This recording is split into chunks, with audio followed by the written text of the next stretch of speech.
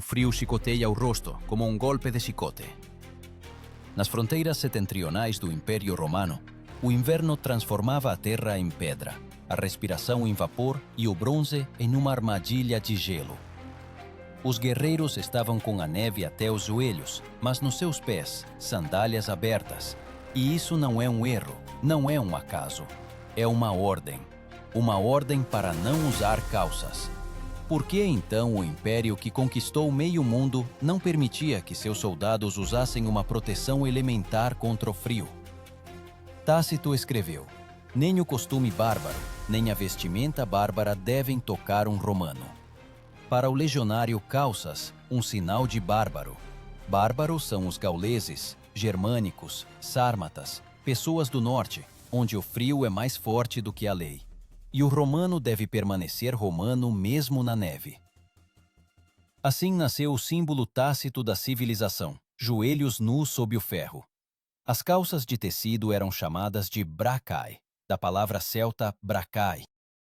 Este item de vestuário era comum entre as tribos do norte muito antes das campanhas romanas na Britânia e na Gália. Para os bárbaros era uma necessidade, para os romanos uma desonra. Na legião, as calças eram consideradas quase um sacrilégio, como se um oficial tirasse sua armadura antes da batalha.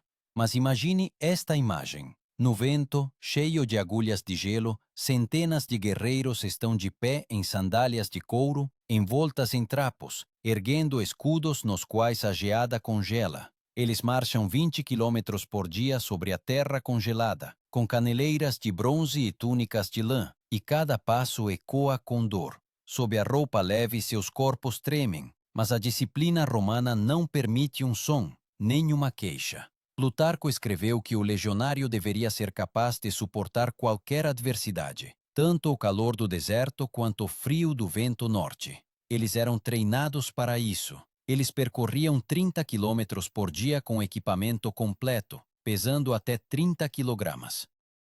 Eles dormiam no chão, onde o gelo se cravava nas costas, e comiam mingau congelado na tigela. Mas as queixas eram consideradas uma fraqueza, e a fraqueza, uma traição. O calçado desses guerreiros, calcei e caligae, eram sandálias militares com rebites, reforçadas com ferro.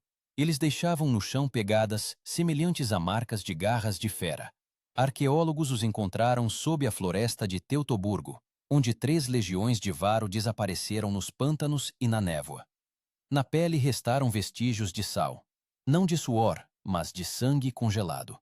Comandantes romanos, como Júlio César e Germânico, sabiam que o frio mata não mais lentamente do que uma espada. Mas eles também entendiam outra coisa. Se um legionário usasse calças, ele aceitaria em si uma parte do bárbaro. E Roma construiu um império não com espadas, mas com uma ideia de superioridade que começava com a vestimenta. Quando a geada se elevava sobre o acampamento à noite, os guerreiros reuniam-se em volta das fogueiras, enrolando-se em seus mantos, mas os pés permaneciam descobertos. Era um ritual, uma prova de espírito. O frio transformava-se em um instrumento de formação. Ele afiava a vontade como um ferreiro afia uma lâmina, e em algum lugar entre o sofrimento e o orgulho nascia um novo tipo de homem, o miles romanus, o guerreiro romano. Mas o que acontecia quando a legião se encontrava nos confins do império, onde o inverno durava meio ano, onde o vento do norte podia parar a respiração? Como manter a ordem quando a lei contradiz a própria vida? Foi lá, nos pântanos e florestas congeladas da Britânia, que começou a história da primeira desobediência. Uma história que mudaria para sempre a atitude de Roma em relação ao frio. O inverno na Britânia não começava pelo calendário, mas pela primeira brisa do vento do Mar do Norte. No final de outubro, a terra cobria-se como uma camada de geada, e as chuvas transformavam-se em flechas de gelo que perfuravam a pele até os ossos. Foi para lá, para os confins da civilização, que as legiões romanas foram enviadas sob o comando de Agrícola, o governador sobre quem Tácito escreveu. As tropas deveriam manter a fronteira contra os pictos, pessoas selvagens, endurecidas, cujos corpos eram pintados com padrões azuis e cujos pés não conheciam calçados. Agrícola exigia disciplina, Mas nem mesmo ele podia deixar de notar o sofrimento dos legionários. Suas faixas molhavam-se, congelavam, transformando-se em torniquetes de gelo. As sandálias com taxas de ferro, as caligae, congelavam-se no chão. As pessoas acordavam com os pés inchados de frio e ainda assim continuavam a construir fortificações, a marchar, a montar acampamentos. Naqueles anos, as tropas romanas invernaram no norte da Britânia pela primeira vez, e essa experiência revelou-se um pesadelo. Achados arqueológicos do Forte de Vindolanda, perto do futuro Muro de Adriano, revelam que os soldados escreviam para casa suplicando por meias de lã, capas e até mesmo por calças. Um fragmento de carta, preservado em uma tabuleta de madeira, contém o pedido: peço que enviem mais meias e roupa íntima, pois o frio é terrível. Estas linhas não são retórica, mas um grito de dor que ecoou através de 2 milênios. Gradualmente, os legionários começaram a violar a proibição. Primeiro, em segredo. Eles costuravam para si bracai de lã áspera de ovelhas locais, usavam-na sob as túnicas, escondiam-na sob longos mantos, os sagum. Este manto tornou-se um símbolo das guarnições do norte. O sagum, um tecido de lã denso, preso com uma fíbula no pescoço. Ele não aquecia completamente, mas protegia do vento, e junto com as calças secretas transformava-se em um desafio à própria ideia de bravura romana. Os guerreiros, educados no ideal do austero guerreiro itálico, agora aprendiam lições com aqueles a quem chamavam de bárbaros. Não era apenas uma troca de objetos, mas um choque de visões de mundo. Na opinião do historiador Goldsworthy, foram as campanhas do norte que forçaram Roma a reconhecer pela primeira vez a fraqueza de sua tradição. Mas ninguém falava abertamente sobre isso. Afinal, admitir que o costume bárbaro salvava os legionários significava duvidar da própria base do império. Nos fortes, novos elementos de equipamento começaram a surgir. Luvas de couro, forros de pele, capuzes. Tudo isso era feito sem permissão oficial, mas com o consentimento tácito dos centuriões. O centurião, um oficial superior responsável por uma centena de guerreiros, sabia que entre o regulamento e a morte, ele era obrigado a escolher a vida de seus homens. E se o uniforme romano ordenava congelar, ele simplesmente virava as costas. Mas nem todos aceitavam esse caminho. Entre os oficiais, havia aqueles que consideravam a brandura uma traição. Eles viam nas peles e nas calças uma ameaça, um símbolo de que a legião estava perdendo sua essência. Um desses comandantes, mencionado por Tácito, recusou-se a se cobrir com um manto durante a nevasca, desejando dar um exemplo de coragem. Encontraram-no pela manhã. Ele havia morrido congelado, mas seu rosto estava petrificado em uma careta de orgulho. Assim nascia a lenda: melhor morrer como romano do que sobreviver como bárbaro. E, no entanto, sob a camada de disciplina, a insatisfação crescia. Soldados, exaustos pelo frio e pelas doenças, começaram a se rebelar. Em um dos acampamentos da Britânia, uma revolta eclodiu. Os legionários exigiam uniformes quentes e o fim das campanhas de inverno. De acordo com várias fontes, Agrícola não recorreu a execuções. Ele entendia: a punição não aqueceria e a revolta destruiria a guarnição. Então ele cedeu a um compromisso, algo raro na tradição romana. Permitiu oficialmente o uso de ceroulas de lã durante o inverno. Assim, pela primeira vez na história do Império, o frio venceu a ideologia. Mas por esse passo cedido, Roma pagou com uma nova ameaça. Quando alguns anos depois as legiões retornaram ao continente, uma nova moda, a bárbara, veio com elas. Nos fóruns e anfiteatros, cidadãos de calças começaram a aparecer, e os senadores sussurravam horrorizados sobre a decadência dos costumes. O Senado chegou a considerar a possibilidade de proibir o uso de calças na própria cidade. Desde então, entre Roma e os bárbaros, travava-se não apenas uma guerra de espadas, mas também uma guerra de tecidos. Cada centímetro de lã no corpo de um soldado era um passo para que o império reconhecesse: o frio é mais forte que o orgulho. Mas naquela época ninguém ainda percebia isso. Os legionários retornavam do norte, trazendo consigo não apenas troféus, mas uma nova imagem, a de um homem que já não temia violar a lei pela vida. E essa imagem logo mudaria o destino de todo o exército romano. No início do século II depois de Cristo, as legiões romanas já estavam estabelecidas nas fronteiras setentrionais da Britânia. O famoso Muro de Adriano estava sendo construído, uma muralha de 120 quilômetros de comprimento, estendendo-se de mar a mar. Não era apenas uma linha de defesa, mas um símbolo, o fim de Roma, o início do caos. Além dessa muralha, começava a Terra das Névoas, onde os invernos duravam mais de meio ano, e o sol mal aparecia no horizonte. E foi lá que os legionários finalmente se confrontaram com um inimigo para o qual não estavam preparados: o frio, que não conhecia piedade. Os sofrimentos físicos dos soldados eram monstruosos. Contemporâneos escreveram que o vento do norte penetra nos ossos como uma lâmina na carne. Arqueólogos encontraram em um dos fortes da muralha restos de fogueiras, onde, em vez de lenha, queimavam óleo de armas e até cintos de couro. As sandálias, caligae, tinham que ser amarradas com cordas para não caírem dos pés inchados pela geada. Pela manhã, a neve dentro das tendas derretia, transformando-se em lama, e congelava novamente. E acima de tudo isso, pairava o silêncio férreo da disciplina. Aos poucos, o inverno tornou-se o principal mestre dos legionários. Para sobreviver, eles inventaram novas formas de proteção. Uma delas, as faixas de lã que colocavam sob as sandálias. Este elemento mais tarde recebeu o nome latino de udones, o progenitor das meias modernas.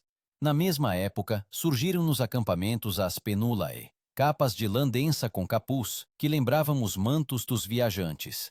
Eram confortáveis para o serviço de guarda nas muralhas e para atravessar pântanos. Mas não menos importante foi a reestruturação interna do exército. Se antes o legionário era percebido como a personificação do guerreiro do sul, acostumado ao sol e à poeira, agora ele se tornava um soldado dos ventos frios. Os comandantes começaram a considerar as condições severas ao planejar as operações. Levavam mais provisões para as campanhas, criavam reservas de combustível, construíam quartéis aquecidos. Em alguns fortes encontraram tubos de argila, primórdios de aquecimento, por onde passava o ar quente dos fornos. Foi uma revolução na logística militar, forçando Roma a reconhecer: a resistência exige não apenas coragem, mas também calor. No entanto, o preço dessa adaptação revelou-se cultural. Quanto mais os legionários adotavam os costumes dos povos do norte, mais a linha entre o romano e o bárbaro se desvanecia. Tácito escreveu que os romanos se habituaram a costumes estrangeiros sem perceber como se tornavam seus prisioneiros.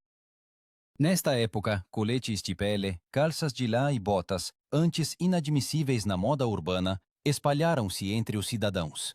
O Senado resmungava, mas era impossível deter o processo. O império involuntariamente copiava aqueles que desprezava. E, no entanto, foi exatamente isso que salvou o exército. Na época do imperador Adriano e de seus sucessores, as guarnições do norte já eram oficialmente supridas com vestuário de inverno. As calças, bracae, tornaram-se parte do uniforme dos soldados, embora os oficiais ainda preferissem as túnicas. Mas o verdadeiro sinal de mudança foi o espírito. Os guerreiros deixaram de se envergonhar dos hábitos bárbaros. Eles começaram a ver no frio não um castigo, mas uma provação que os tornava mais fortes. Os centuriões agora eram ensinados não apenas a arte militar, mas também a arte da sobrevivência no inverno.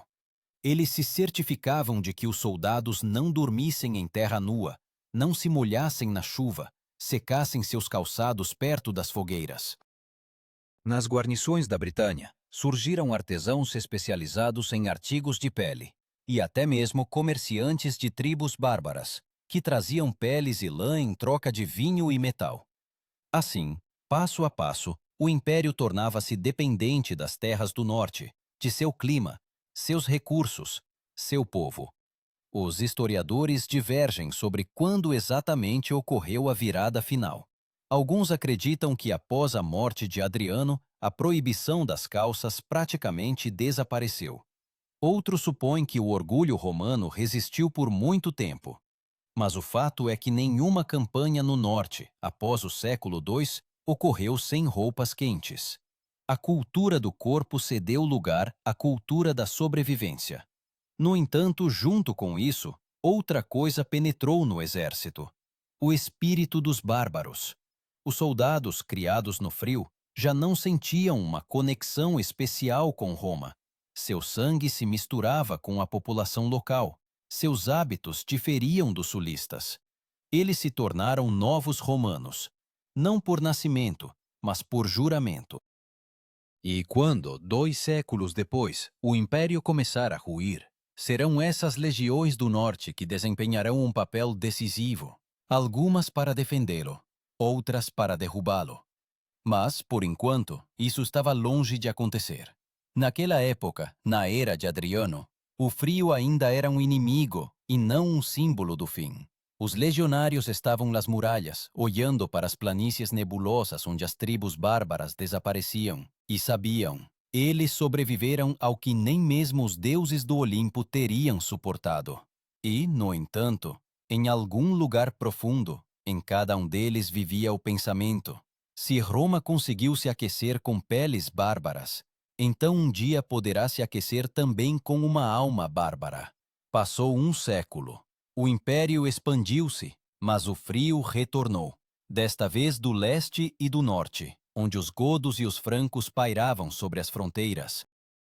Roma já não era a mesma. Os cidadãos urbanos usavam mantos de lã, os funcionários calças, e os velhos senadores resmungavam que todos se vestiam como pastores. Mas nas fronteiras, nos pântanos do Reno e nas montanhas da Panônia, a guerra com o inverno não terminou. Aqui, na junção do mundo e do caos, as legiões romanas passavam por novas provações, não apenas climáticas, mas também de lealdade. Na época do imperador Marco Aurélio começou a chamada Guerra Marcomana. As legiões estavam na Áustria, às margens do Danúbio. As temperaturas no inverno caíam abaixo de zero e a neve acumulava-se em 1 metro. As árvores estalavam com o frio, a água nos caldeirões transformava-se em gelo. E novamente os soldados estavam de guarda em sandálias, porque os suprimentos de equipamento quente não chegavam a tempo do sul. Nas crônicas de Dio Cássio há uma linha: muitos legionários pereciam não pela espada, mas pelo frio intenso. Esta guerra mostrou: o frio mata impérios tão eficazmente quanto os bárbaros. Para salvar as tropas, o comando decidiu dar um passo que 100 anos antes teria sido considerado impensável. Foi introduzido o equipamento de inverno obrigatório: calças de lã, gorros e luvas de pele. Desde então, as bratae tornaram-se definitivamente parte do uniforme romano. Mas nesta solução prática escondia-se um golpe simbólico. A linha entre o romano e o bárbaro desapareceu. Agora todos usavam o mesmo. Os soldados das legiões do norte já falavam um latim rudimentar, comiam comida local e casavam-se com mulheres das tribos conquistadas. Assim se formou uma nova classe, os limitanei, guerreiros da fronteira. Eles viviam na fronteira do império, guardavam os fortes, cultivavam a terra, conheciam os caminhos de inverno e os espíritos locais. Estes não eram cidadãos disciplinados de Roma, mas sim severos guardiões do frio, acostumados à vida sob a neve. No seu cotidiano, peles, couros e lã não eram um luxo, mas parte da sua identidade. Gradualmente, a forma de comando também mudou. Se antes o legado, enviado de Roma, distinguia-se por seus modos e vestimenta, agora até ele vestia bratae quentes e botas. O legado, um oficial superior nomeado pelo imperador, comandava uma legião inteira. Mas agora sua autoridade dependia do respeito das pessoas endurecidas pelo gelo.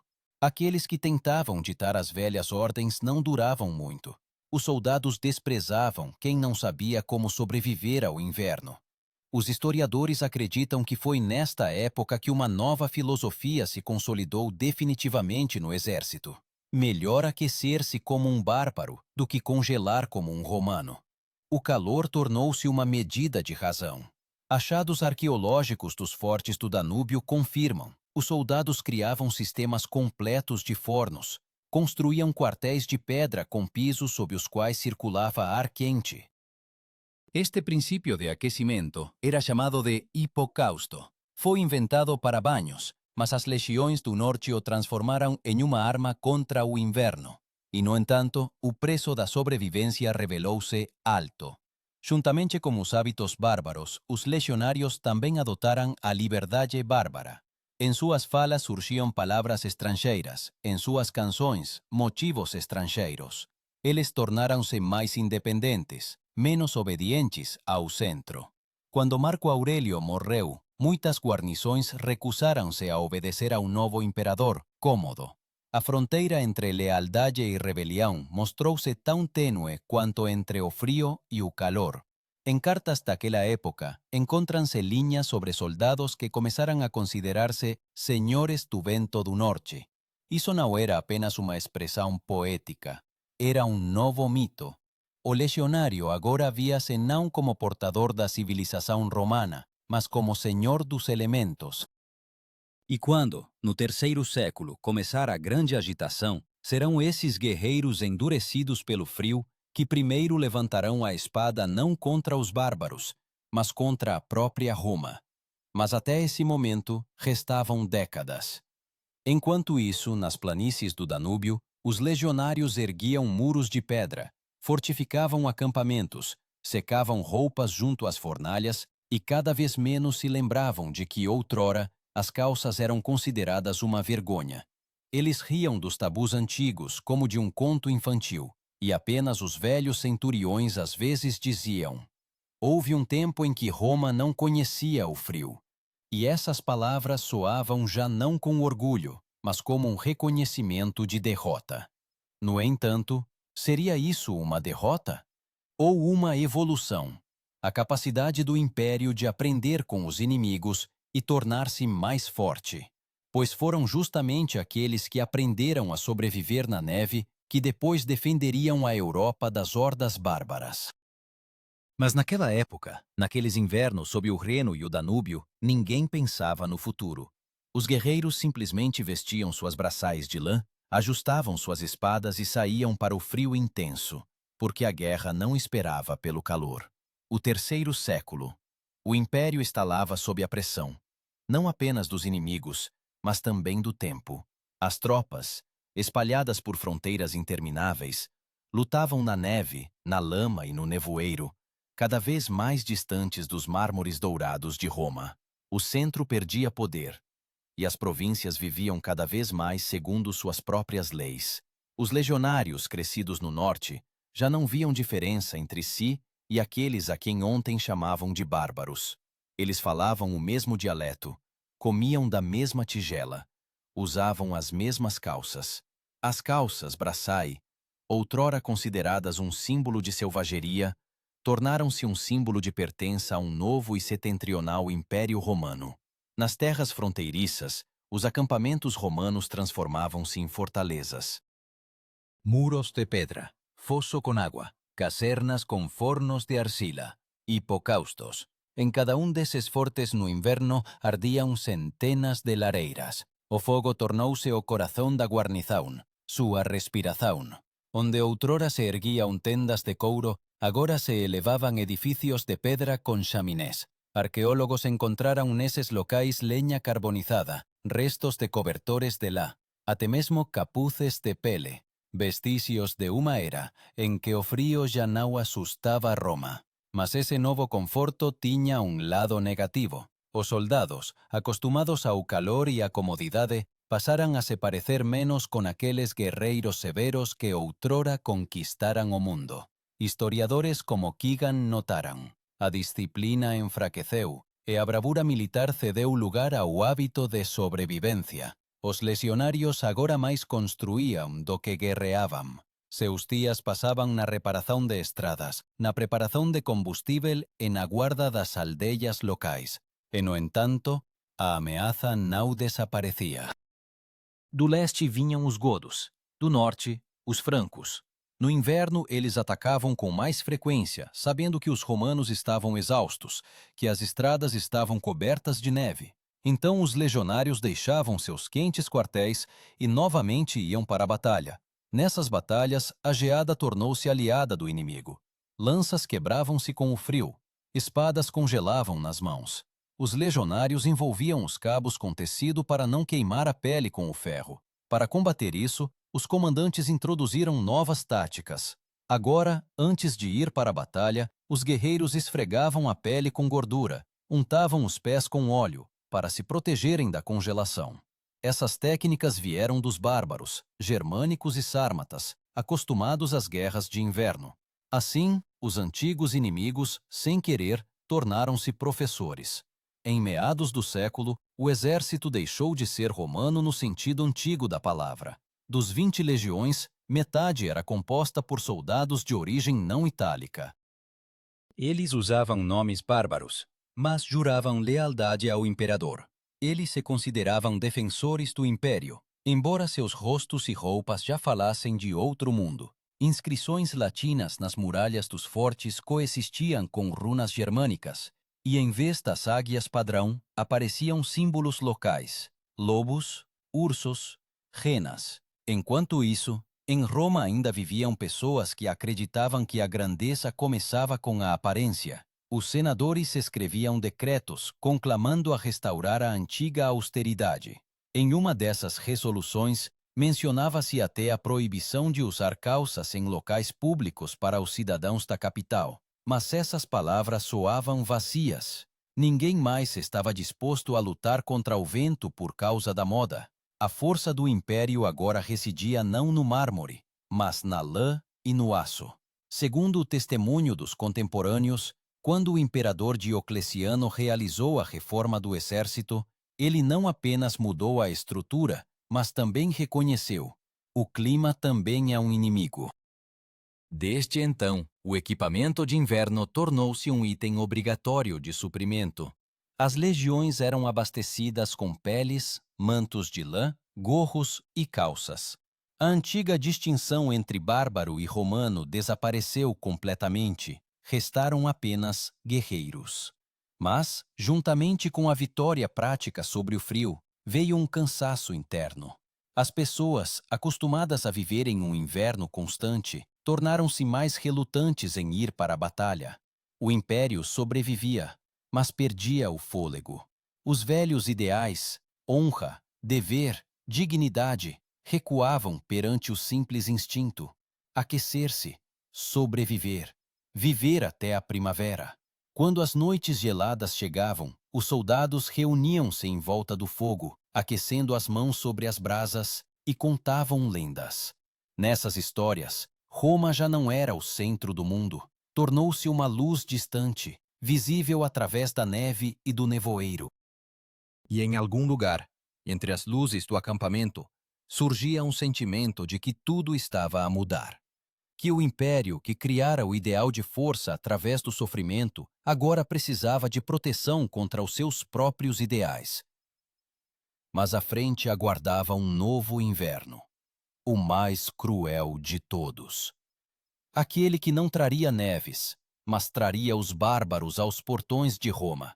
E aqueles que outrora juraram não usar calças, agora defenderiam o império ombro a ombro com aqueles que as inventaram. O século IV. O império estava cansado.